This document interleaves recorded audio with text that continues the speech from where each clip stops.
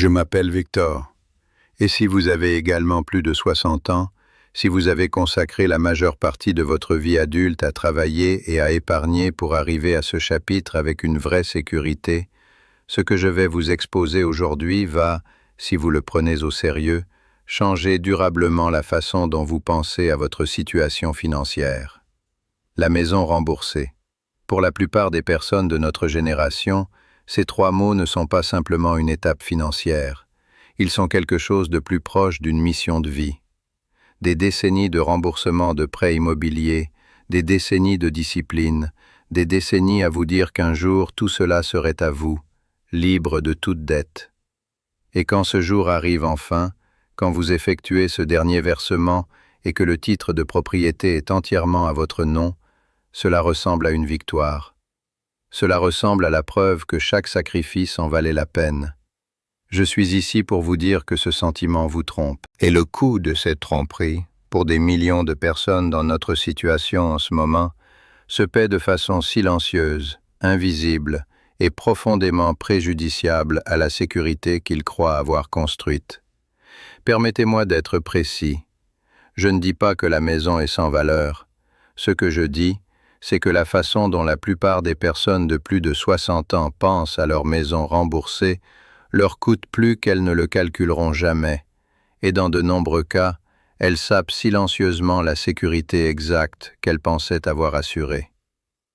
Il existe un concept dans la pensée financière appelé la liquidité.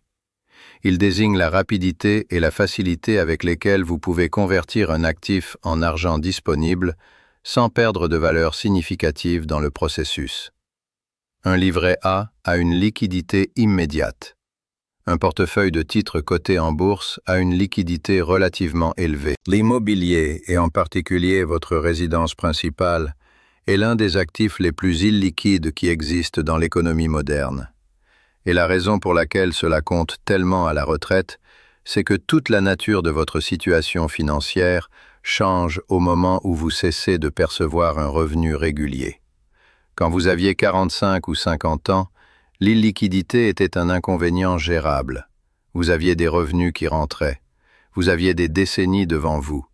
Si une urgence surgissait ou qu'un coût inattendu se matérialisait, vous aviez le temps de vous remettre et d'autres ressources sur lesquelles vous appuyer. Mais la retraite change complètement cette équation. Vous n'êtes plus une personne qui gagne et épargne. Vous êtes une personne qui vit de ce qui a déjà été accumulé. Et quand la majorité de ce que vous avez accumulé est enfermée dans un seul actif illiquide qui ne génère aucun revenu, vous avez construit une situation bien plus fragile qu'elle n'y paraît en surface. Considérez attentivement ce chiffre. Les études sur le patrimoine des retraités en France montrent que pour les ménages de plus de 65 ans, l'immobilier représente la part dominante du patrimoine net. Dans de nombreux foyers, plus de 80% de la richesse totale est concentrée dans la résidence principale. 80%. Cela signifie que pour la majorité des retraités, si vous retiriez le bien immobilier de l'équation, il ne resterait pratiquement rien sous forme liquide. Ce sont des personnes qui se sentent financièrement en sécurité. Des personnes qui ont suivi chaque conseil conventionnel qu'on leur a donné. Des personnes qui ont fait exactement ce qu'on leur a dit de faire. Et elles sont, en termes financiers pratiques, à une dépense significative d'une crise sérieuse. Réfléchissez à ce qu'est une dépense significative après 60 ans. Un problème de santé, une réparation majeure sur le logement, une période d'inflation soutenue qui pousse les coûts mensuels au-delà de ce que la retraite par répartition et la retraite complémentaire peuvent absorber. Ce ne sont pas des scénarios théoriques, ce sont les réalités du vieillissement. Et aucun d'entre eux ne se soucie de savoir si votre prêt immobilier est remboursé. Une maison remboursée ne paie pas vos courses, elle ne couvre pas votre mutuelle senior, elle ne finance pas vos médicaments, ni votre liberté de faire des choix significatifs. Elle est là, vous coûtant de l'argent chaque mois en taxes foncières, assurance habitation, entretien et réparation. Le coût annuel de détention se situe entre 15 et 30 000 € avant toute réparation d'urgence. La maison ne génère rien. La maison exige quelque chose chaque mois. Ce n'est pas ce que l'on entend par sécurité. Je veux marquer une pause ici, parce que ce que je suis sur le point de dire est quelque chose que beaucoup d'entre vous me demandent directement depuis longtemps. Avant de poursuivre l'analyse complète de ce sujet, je dois y répondre. Au cours des derniers mois, j'ai reçu d'innombrables messages de personnes qui se trouvent exactement dans cette situation. Des personnes de plus de 60 ans qui ont tout fait correctement, qui ont la maison remboursée, les économies modestes, la retraite par répartition et la retraite complémentaire Agirc-Arrco, et qui ressentent que quelque chose dans leur tableau financier n'est pas aussi solide qu'elles l'espéraient. Elles perçoivent un malaise que le récit conventionnel sur la retraite n'explique pas. Et elles me demandent, de manière constante et sincère, les mécanismes réels pour construire et préserver une vraie sécurité financière après 60 ans. Ce qu'elles demandent, c'est ceci. Comment convertir des actifs accumulés, souvent concentrés sous forme illiquide, en une structure qui génère des revenus, protège le pouvoir d'achat et laisse derrière elle un héritage significatif. Comment combler l'écart entre la retraite imaginée et la retraite vécue? À cause de ces demandes, à cause de leur volume et de l'urgence sincère qui les anime, j'ai élaboré quelque chose que je n'avais jamais rendu publiquement disponible auparavant. Un manuel complet, un guide exhaustif, pratique, pas à pas conçu spécifiquement pour les personnes de 60 ans et plus, qui veulent comprendre les véritables cadres d'accumulation et de préservation du patrimoine à ce stade de la vie. Pas un aperçu superficiel, pas un résumé de concepts que vous avez déjà rencontrés. Une ressource complète qui entre dans les mécanismes réels des décisions qui comptent le plus en ce moment. Il couvre les vrais chiffres derrière les décisions immobilières à la retraite et comment évaluer votre situation spécifique sans laisser l'émotion brouiller les calculs. Il couvre les stratégies de génération de revenus que la plupart des personnes de notre groupe d'âge n'ont jamais explorées sérieusement. Des stratégies conçues spécifiquement pour le profil de quelqu'un entre 60 et 75 ans. Il couvre les décisions de positionnement fiscal que la plupart des conseillers en gestion de patrimoine ne soulèveront pas, à moins que vous ne posiez les bonnes questions. Et il couvre les approches de structuration successorale qui protègent ce que vous avez l'intention de transmettre plutôt que d'en abandonner une part aux frais administratifs et aux délais notariaux.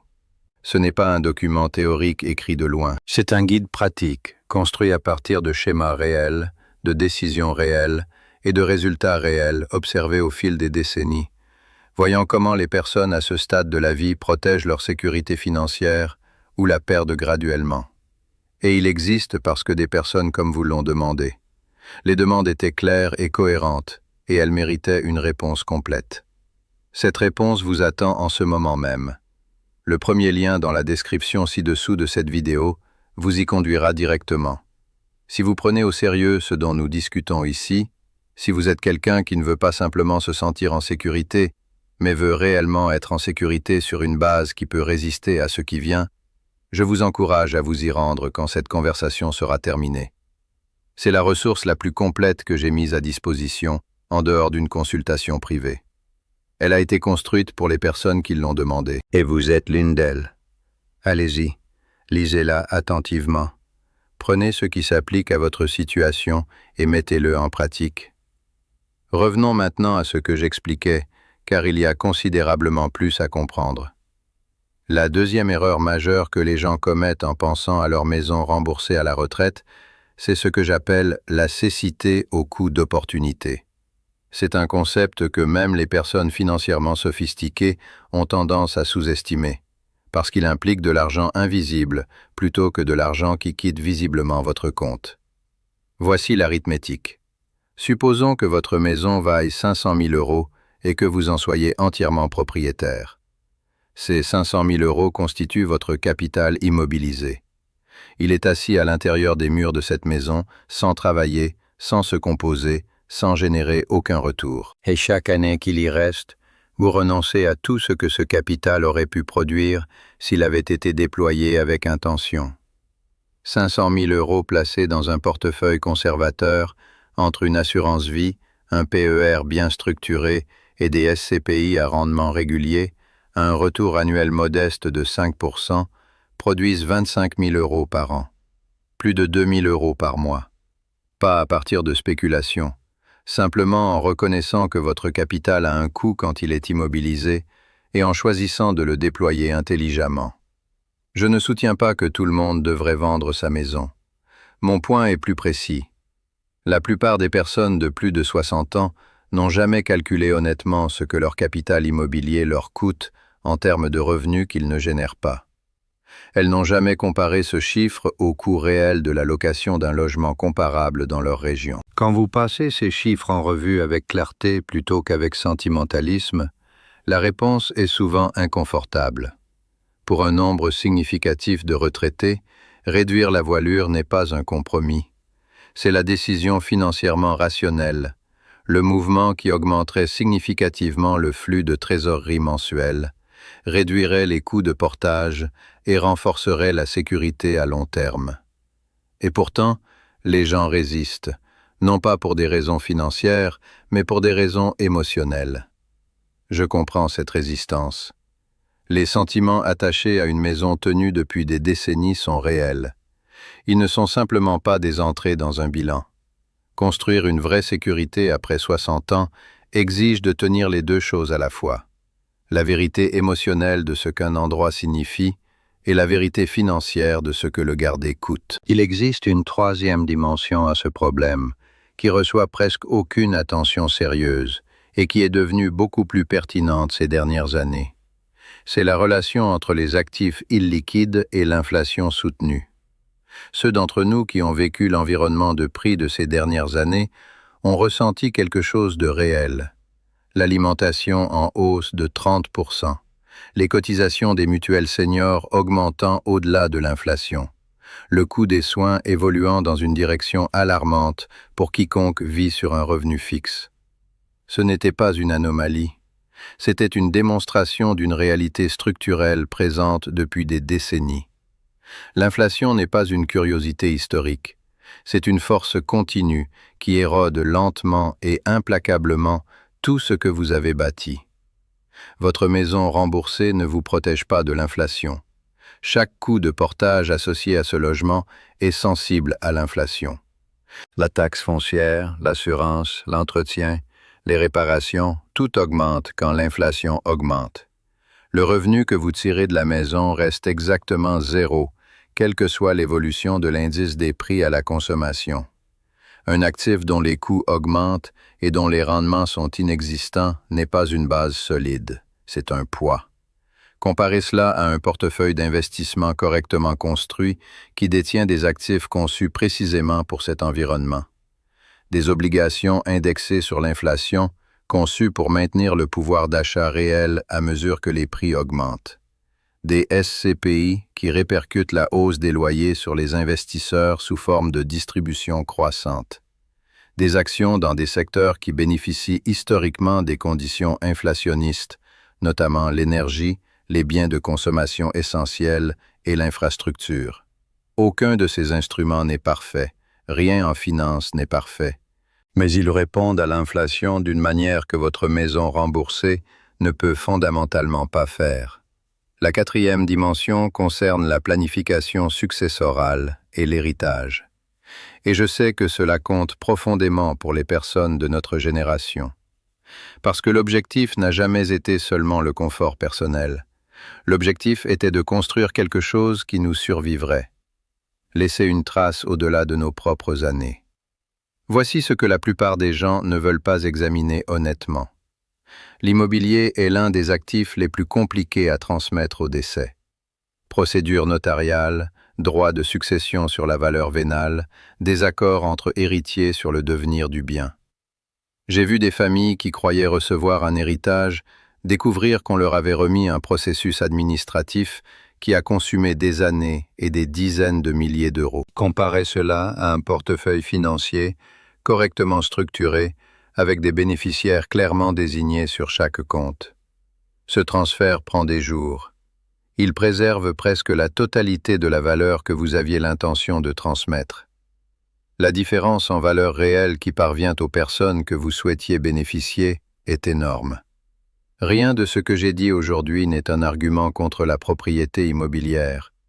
C'est un argument contre le fait de laisser un actif unique, illiquide, ne générant pas de revenus et sensible à l'inflation, fonctionner comme la pièce maîtresse d'une stratégie de retraite à une époque qui exige bien plus de sophistication que celle pour laquelle cette stratégie a été conçue. Nous vivons une époque où les retraites s'étendent sur 25, parfois 30 ans au-delà du dernier jour de travail, où les coûts de santé peuvent consommer des fractions substantielles de l'épargne accumulée, où l'inflation est une préoccupation présente. Cela exige des mathématiques honnêtes et la volonté d'abandonner des hypothèses héritées qui ne reflètent plus la réalité. La bonne approche ne ressemble pas à la même chose pour tout le monde. Pour certains, cela signifie une réduction stratégique du logement, libérant un capital substantiel pour être repositionné dans des instruments générateurs de revenus tout en réduisant les coûts mensuels. Pour d'autres, cela signifie un prêt viager hypothécaire, un outil désormais mieux régulé qui permet de convertir le patrimoine immobilier en revenus utilisables tout en restant dans le logement. Pour d'autres encore, cela signifie un rééquilibrage plus modeste, réorientant l'épargne des livrets A et placements peu performants vers des actifs mieux positionnés, tout en développant un plan à long terme pour l'immobilier.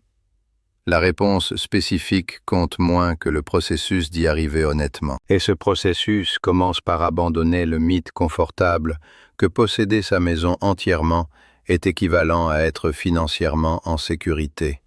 Ce n'est pas le cas. C'est un composant d'un tableau qui requiert bien plus de composants que la plupart des gens ont été encouragés à construire.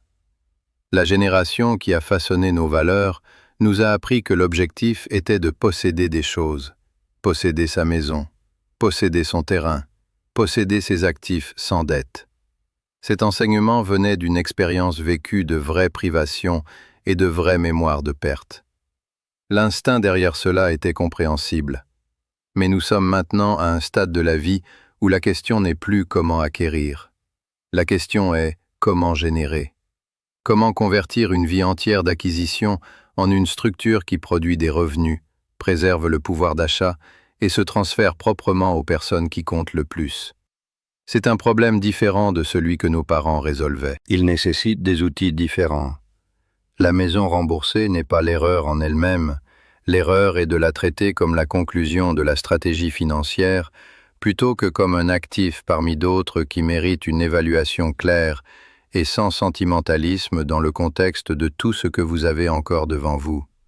Avant de vous quitter, je veux revenir à ce que j'ai décrit plus tôt. Le manuel complet que j'ai mentionné, le guide pratique complet pour construire et protéger un vrai patrimoine après 60 ans, couvre les cadres de gestion de la liquidité à la retraite, les stratégies de positionnement fiscal pour notre tranche d'âge, les approches de génération de revenus conçues pour la fenêtre 60 à 75 ans, et les décisions de structuration successorale qui préservent ce que vous entendez laisser derrière vous. Si ce que j'ai dit aujourd'hui a résonné en vous, si vous vous êtes reconnu dans ce que j'ai décrit, si vous avez ressenti ce malaise silencieux sur la solidité de votre base financière que les conseils conventionnels sur la retraite n'expliquent jamais tout à fait, alors ce qui se trouve dans ce manuel est exactement là où cette conversation doit continuer. Le premier lien dans la description ci-dessous vous y conduit directement. Vous l'avez demandé. Il a été construit pour vous. Après tout ce pour quoi vous avez travaillé, vous méritez les vraies réponses. Elles sont là, en ce moment même, qui vous attendent.